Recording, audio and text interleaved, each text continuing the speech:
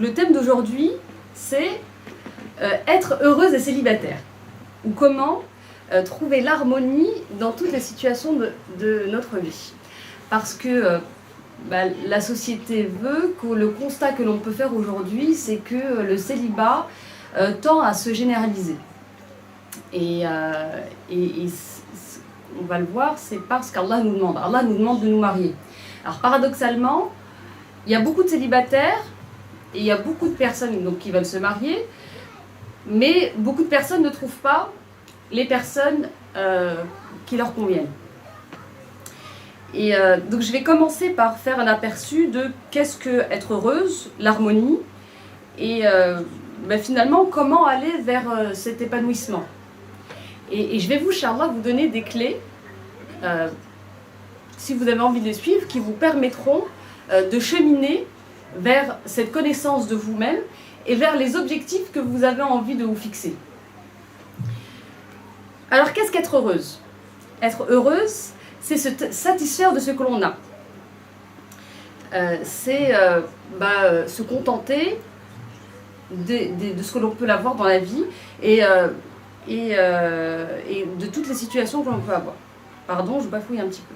Et l'harmonie, c'est justement cette cohérence entre ce que l'on pense, ce que l'on ressent et ce que l'on fait. Malheureusement, on vit dans une société qui a mis la tête d'un côté par les écoles. On apprend énormément à l'école, et même que ce soit dans la religion, on apprend beaucoup de choses, on remplit notre tête, on met le corps d'un autre côté, et même dans le corps médical, que ce soit les médecins, chaque spécialité a son professionnel, et le cœur, on lui a dit tais-toi, parle les bonnes manières, un homme ça doit pas pleurer, une femme ça doit être forte, et on rigole pas dans n'importe quelle situation. Ce qui fait que bien souvent, on pense quelque chose, on ressent autre chose, et on fait complètement le contraire. Et notre harmonie résidera dans le fait que lorsqu'on pensera, on ressentira et on fera, c'est là où on se sent cohérent avec soi-même. Et regardez, quand vous avez pris une décision et vous étiez en alignement justement avec ce que vous pensez, ce que vous ressentez et ce que vous avez fait, personne ne pouvait venir vous dire, vous faire changer d'avis, ce que tu fais c'est bien, c'est pas bien. On est en cohérence et peu importe les conséquences, on les assume. Par contre, quand on pense quelque chose, et même si on l'a bien réfléchi et qu'on a vu les avantages et les inconvénients, mais qu'au fond de soi, on n'est pas forcément en cohérence avec ce que l'on pense, il suffit qu'il y ait une personne ou qu'on entende quelque chose pour que finalement on voit, on révise toutes les décisions qu'on avait prises. Et être heureuse et se sentir en harmonie, c'est quelque chose d'accessible.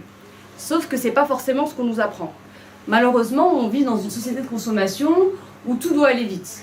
Et comme un jour, un frère m'a fait remarquer que bien souvent, on veut se prendre pour Dieu. C'est Allah subhanahu wa ta'ala qui dit à une chose soit et elle est. Aujourd'hui, on vit beaucoup dans une société où on veut que les choses soient et elles sont. On veut manger, on va dans un fast-food et on ne peut pas attendre plus de 5 à 10 minutes. On veut de l'argent, on prend des crédits. On cherche une information sur Internet pour aller en vacances, pour prendre des billets, on les veut tout de suite. Que ce soit même pour la nourriture, quand on a envie de manger quelque chose, de légumes, de fruits, on va dans les centres commerciaux et on les a tout de suite. Et du coup, c'est ce qui fait qu'on s'éloigne de notre nature. Parce que l'être humain a besoin d'apprendre les choses. Et c'est pas pour rien qu'Allah subhanahu wa ta'ala a fait que le spermatozoïde rencontre l'ovule et qu'il y a toute une succession de changements. On devient enfant, on grandit jusqu'à devenir adulte. Parce que Allah, s'il aurait voulu, il nous aurait tous créés adultes avec notre raison et il nous aurait demandé d'agir. Sauf que, dans sa grande sagesse, il a fait en sorte qu'on apprenne les choses. Et donc, tout s'apprend. Même à être en harmonie avec soi-même et même à être heureuse. Et que malheureusement, la société dans laquelle on vit aujourd'hui ne nous apprend pas à nous contenter de ce qu'on a, mais au contraire, d'aller à la course aux richesses, à la course à qui aura le plus de choses, qui aura la meilleure décoration, qui aura le meilleur habit. Et finalement, on est un petit peu dans cette accumulation de matériel qui va à l'encontre de notre nature parce qu'on a besoin que les choses que les choses se développent et se créent. Donc, on a besoin d'apprendre. Et il ne suffit pas de vouloir quelque chose pour qu'elle soit. Lorsqu'on veut apprendre une langue, il ne suffit pas d'avoir envie ou d'entendre une personne parler le chinois, par exemple, pour savoir parler le chinois, ou même l'arabe. Parce que bien souvent, on fait des efforts dans ce sens-là pour apprendre l'arabe.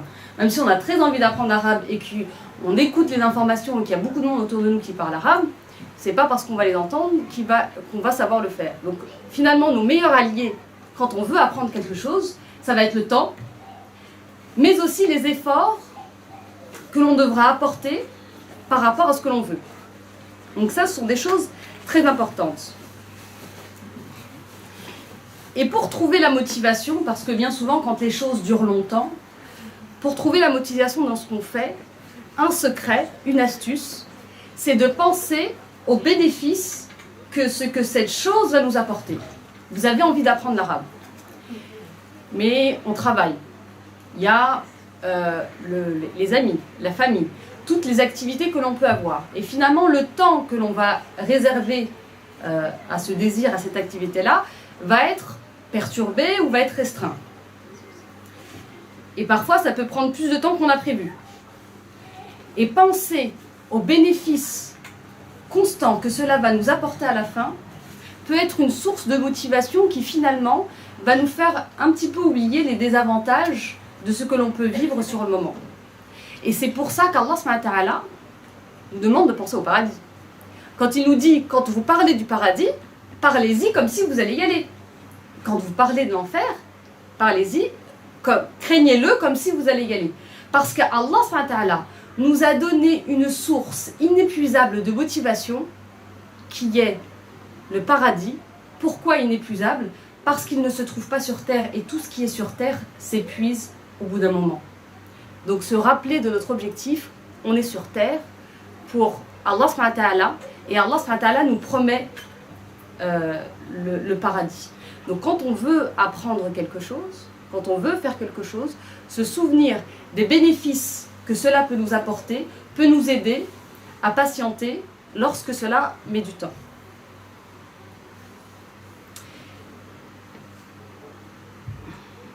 Et nous le savons bien que finalement, cette vie sur terre, c'est qu'un lieu de passage.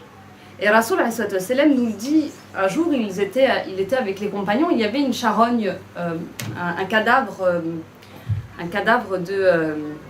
avec des bosses de chameau. Et le prophète dit aux compagnons, qui est-ce qui prendrait ce cadavre pour un dinar, pour une pièce? Les compagnons n'en voulaient pas. Alors ils disaient, mais pour la moitié. Personne ne voulait. Et Rasoul dit, sachez que la vie d'ici-bas n'a pas la valeur de ce cadavre-là. Donc pour vous dire à quel point notre vie sur terre n'a pas de valeur. Et en même temps, c'est un lieu de passage obligé pour atteindre le paradis. C'est-à-dire que sur terre, ce que l'on peut faire dedans, c'est à la fois important et pas important. Ça n'a pas de valeur parce que même si on rate et même si on ne fait pas forcément bien les choses et même si on n'a pas, c'est pas ce qui est le plus important. Mais en même temps, on a besoin de passer par là pour apprendre des choses, pour atteindre le paradis. Donc, et le juste milieu, c'est ça, parce que le juste milieu se fait entre deux extrêmes.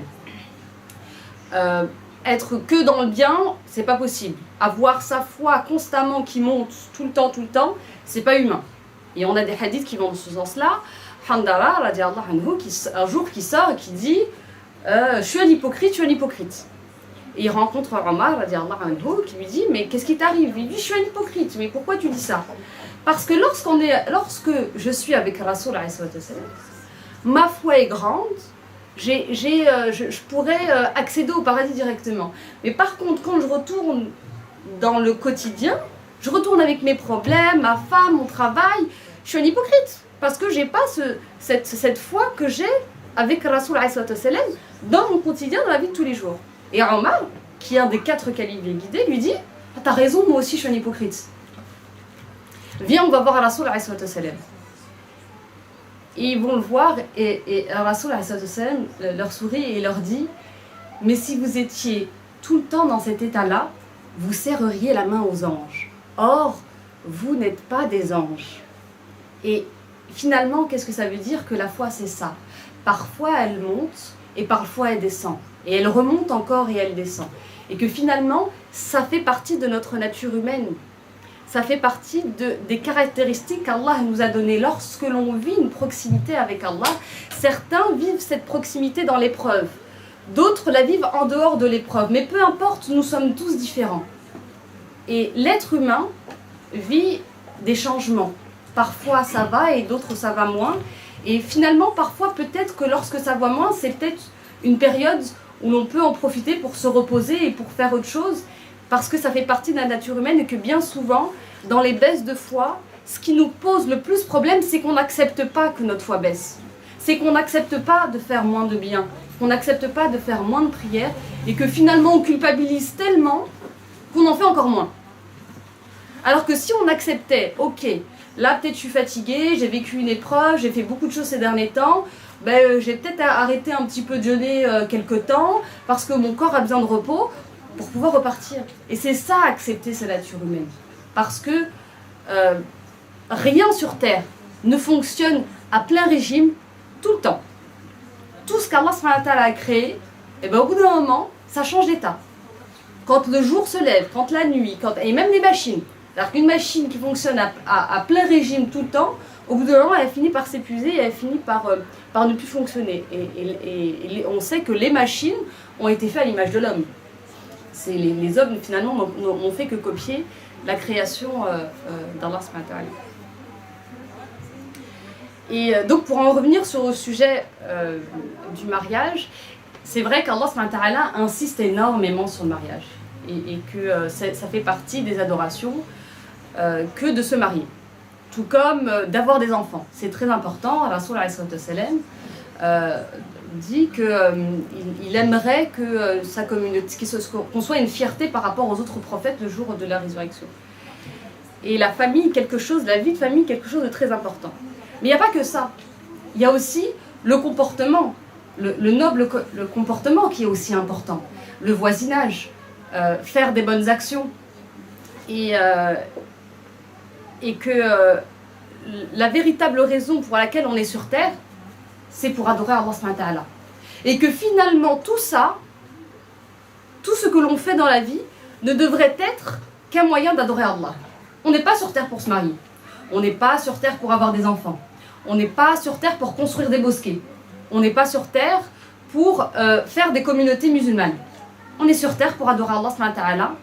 Se marier, avoir des enfants, construire des mosquées, faire une communauté musulmane ne devrait être que des moyens pour adorer Allah subhanahu wa ta'ala. Parce qu'Allah n'a créé les hommes et les djinns que pour l'adorer. Et ça va être notre intention qu'on va mettre dans les actes de chaque jour qui va faire que notre action va devenir une adoration ou pas. Je donne un exemple. Dormir peut devenir une adoration. Parce que dormir va me permettre de pouvoir être suffisamment reposé pour me lever suffisamment tôt le matin pour dire du Qur'an, pour faire des prières. Dormir va devenir une adoration. Je vais manger. Mon corps a besoin d'énergie pour pouvoir être en forme, pour pouvoir jeûner, pour pouvoir faire des bonnes actions. Donc avoir une alimentation saine et équilibrée et manger va devenir une adoration. Faire ses courses, s'occuper, déjà se donner son droit à soi-même et s'occuper de ses parents, de sa famille est quelque chose de très recommandé par Allah subhanahu wa ta'ala. Faire des courses, étudier, va devenir une adoration dans l'intention qu'on va lui mettre. Et Allah subhanahu wa ta'ala insiste beaucoup sur l'intention.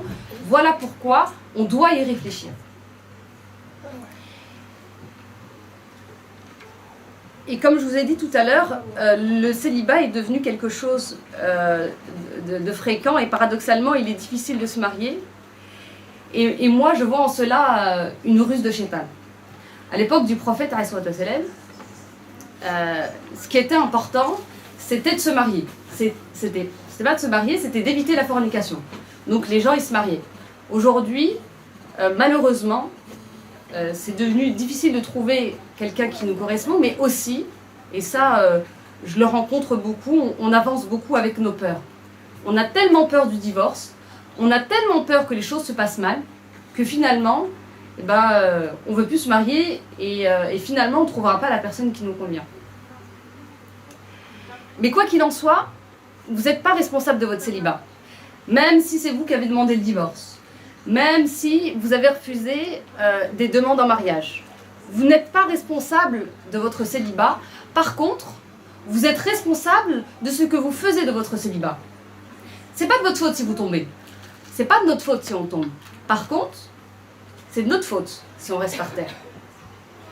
On n'est pas responsable du mal qu'on peut nous faire ou de ce qu'on peut subir, mais par la suite, on est responsable de nous-mêmes et de nos actes.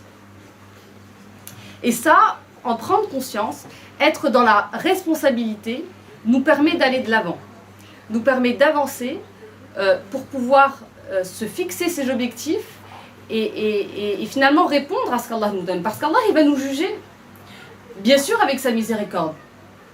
Mais Allah est miséricordieux. Mais il est aussi dur en châtiment et c'est ça, trouver un juste équilibre. Et ce que je vous ai dit tout à l'heure, que finalement l'équilibre il se fait entre deux extrêmes.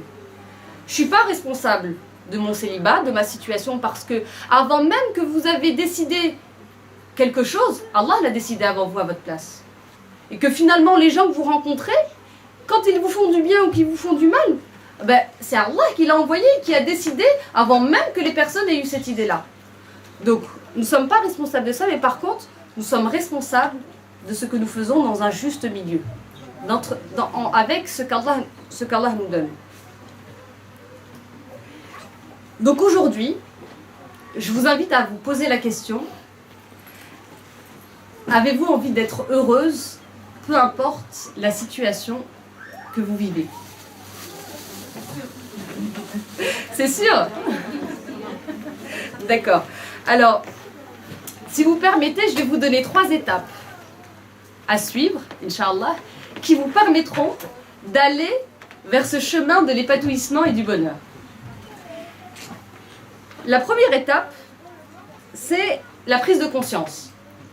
Prendre conscience de ce qui ne va pas chez nous, de qu'est-ce qui ne nous plaît pas, qu'est-ce qui nous pose problème, de ce que l'on veut changer.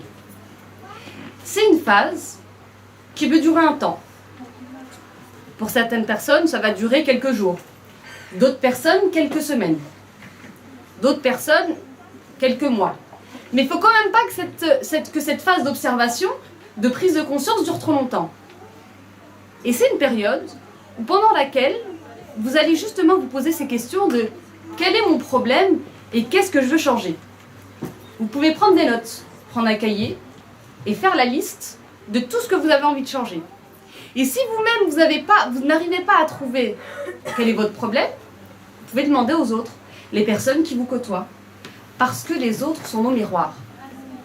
Faites juste attention que parfois certains miroirs sont déformants. Mais si vous voyez toujours la même chose dans les miroirs, interrogez-vous. Et dans toute cette liste que vous aurez fait de choses que vous avez envie de changer en vous ou autour de vous, choisissez une seule chose. Parce que c'est étape par étape que l'on fait les choses.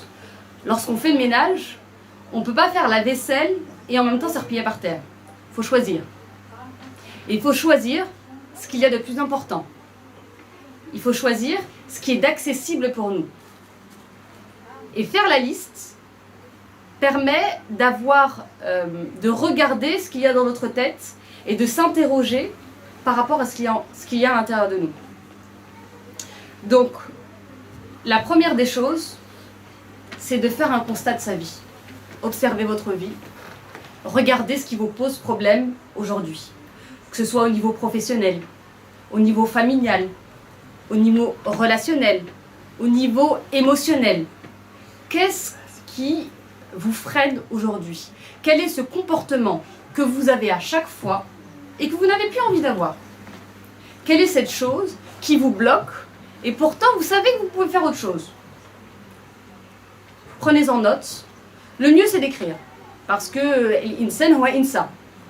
C'est la même racine en arabe. L'être humain c'est celui qui oublie. L'insan ça veut dire être humain en arabe. Insa c'est celui qui oublie. Et en arabe, au niveau de la terminologie, c'est les lettres, lorsque les lettres ont le même sens, ça veut dire qu'elles ont un sens commun. Donc insan et insa, l'être humain, c'est celui qui oublie par définition en arabe. Donc écrire nous permet de mieux retenir et de pouvoir voir en images, avec des mots, nos pensées. Et sachez, moi ça m'a beaucoup aidé de savoir ça, que par rapport à vos défauts, par rapport à vos manquements, finalement les défauts, c'est pas véritablement des défauts. C'est des excès de qualité. Je donne un exemple. Quelqu'un de radin, on peut dire peut-être qu'il est économe à l'extrême. Quelqu'un de jaloux, c'est peut-être quelqu'un qui aime trop. Et comme je vous ai dit, l'islam est la religion du juste milieu. Donc par rapport à ce qui vous pose problème, par rapport à vos défauts, voyez ce que vous faites de trop. Parce que si vous faites quelque chose, c'est qu'il y a un bien derrière. Allah il le dit. Inna ma'al usri yusra, dans la difficulté, la facilité. Dans un mal, il y a un bien. Donc quel est ce bien, finalement, qui vous cause du tort? Pour réduire le curseur à un juste milieu qui va vous permettre de pouvoir le faire à la bonne mesure. La deuxième étape, c'est d'établir un plan d'action. Donc la première, une phase d'observation pour savoir qu'est-ce qui vous pose problème. Ça va vous permettre de prendre conscience de vous-même et de votre vie. La deuxième, c'est le plan d'action. Qu'est-ce que vous allez faire? Avec qui? Comment? Où? Pourquoi? Et c'est là pour le coup, écrire, ça va vraiment vous aider. Et c'est de vous fixer un objectif.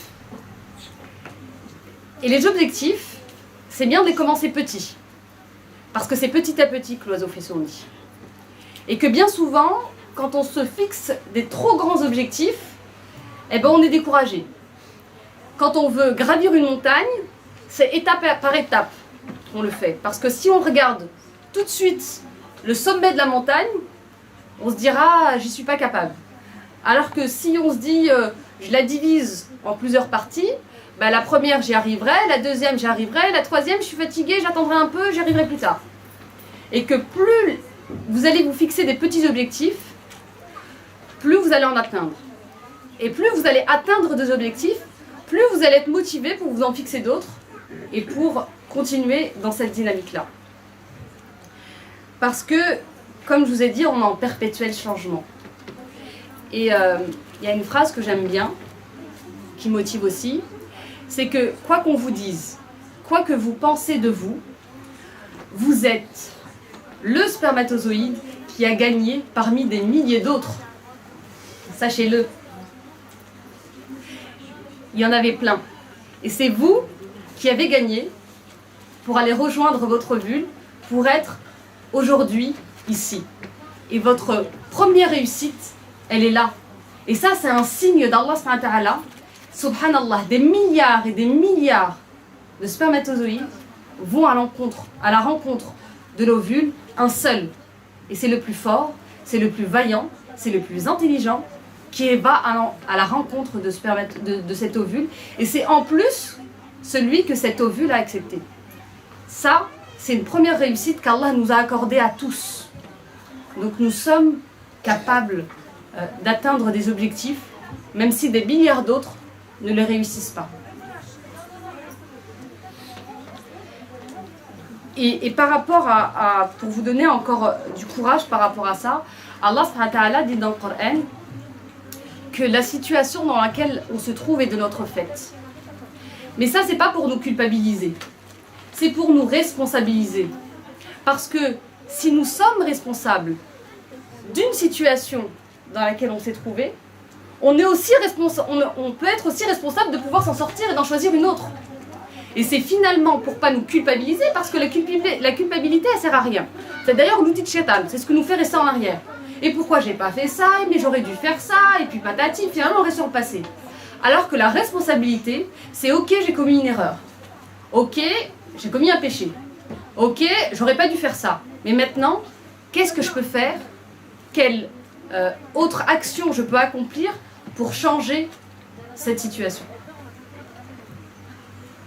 Et donc, établir le plan d'action, c'est par exemple si vous décidez de faire du sport, c'est de savoir quelle tenue vous allez utiliser, dans quel lieu, avec quelle personne, avec quelles chaussures, quel jour de la semaine, entre telle heure et telle heure. Ça facilite les exercices du cerveau. En fait, ça facilite notre cerveau. Quand plus on va lui préciser l'action, plus il va pouvoir agir de manière ciblée, sans faire attention à tous les détails. Et puis j'ai pas pensé à ça. Puis non, ça je le ferai plus tard. Ah non, mais il y a ça. Et finalement, écrire le plan d'action avec le fameux QQ c'est occupé. Donc qui, quand, quoi, où, comment, pourquoi. Ça nous facilite notre action et ça va nous permettre de mieux agir.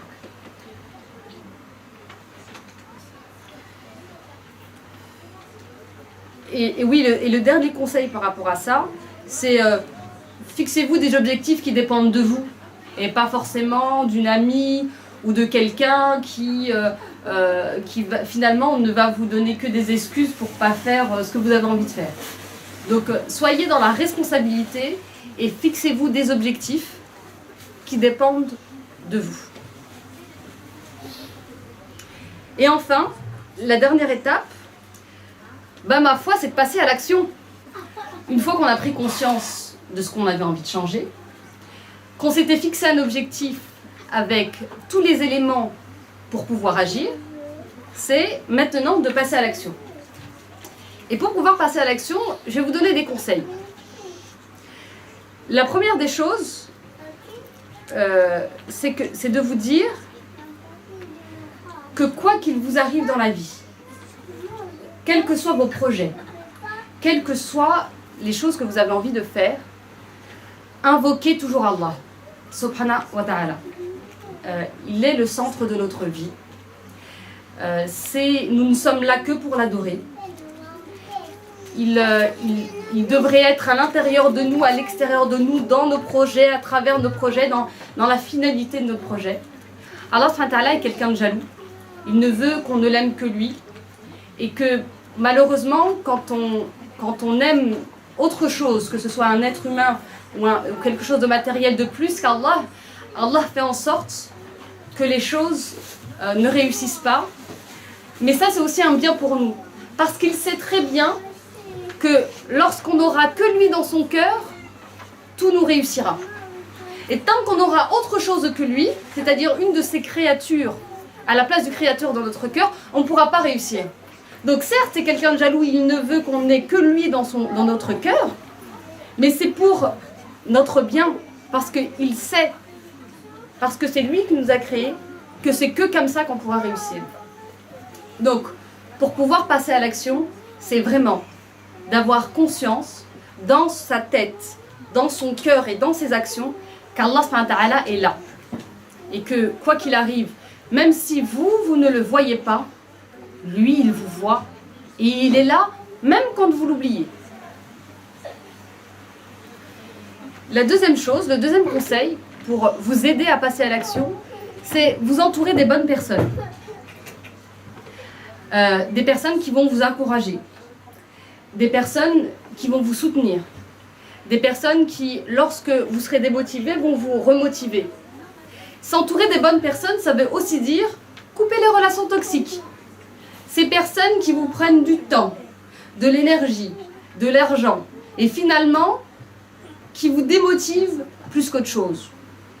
Et que parfois, quand on vit certaines situations dans notre vie, peut-être que ces relations qui nous apportent du négatif, on devrait s'en passer pendant un temps.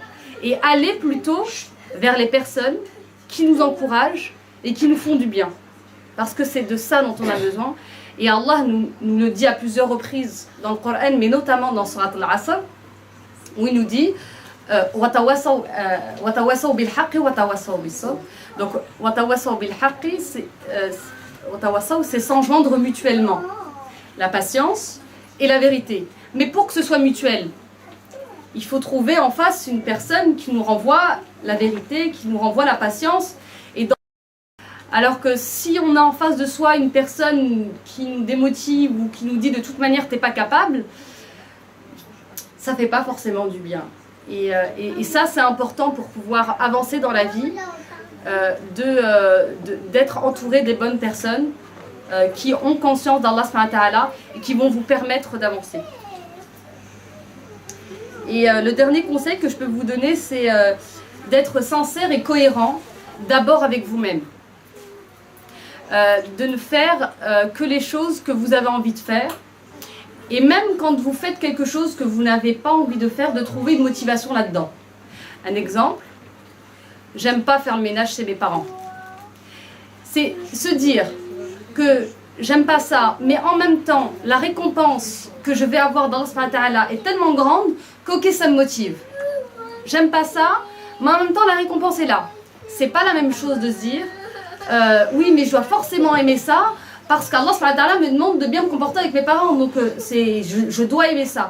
Donc reconnaître sa nature, reconnaître qu'on n'aime pas les choses, mais de le faire quand même par miséricorde et par volonté de la récompense d'Allah, va nous donner une source de motivation qui va nous permettre d'accomplir ce qu'on a besoin d'accomplir.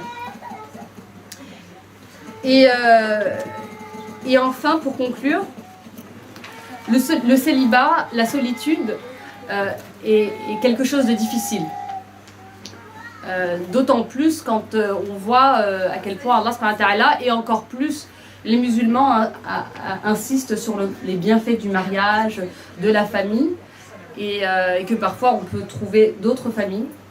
Et sachez que à côté de toute difficulté, Allah a mis une facilité. Alors, quand on se concentre sur quelque chose, on peut en augmenter les effets. On a une difficulté, à côté on a une facilité. Si on se concentre sur la difficulté, on va automatiquement augmenter les effets. Lorsque on cherche quelque chose, on va être attentif à ce que l'on cherche. Alors que lorsqu'on regarde la facilité, on va en augmenter les effets. Et regarder le positif, c'est ce qui nous permet de moins penser au négatif et du coup de moins en subir les conséquences. Et moi, cette phrase m'a beaucoup aidée. Inna ma'al usri yusra, donc à côté de la facilité, à côté de la difficulté, la facilité. Et quoi qu'il arrive, les clés de la réussite se trouvent avant, pendant et après dans l'invocation auprès d'Allah subhanahu wa ta'ala. Donc demandez-lui, parce que c'est à lui que nous appartenons et c'est vers lui que nous retournerons. Et finalement, tout vient de lui et tout repart vers lui. Barakallahu fikum. Si vous avez des questions ou si vous avez des commentaires ou des choses à partager, c'est avec plaisir que je les entendrai et de les partager avec tout le monde. Ça vous a plu au moins? Oui.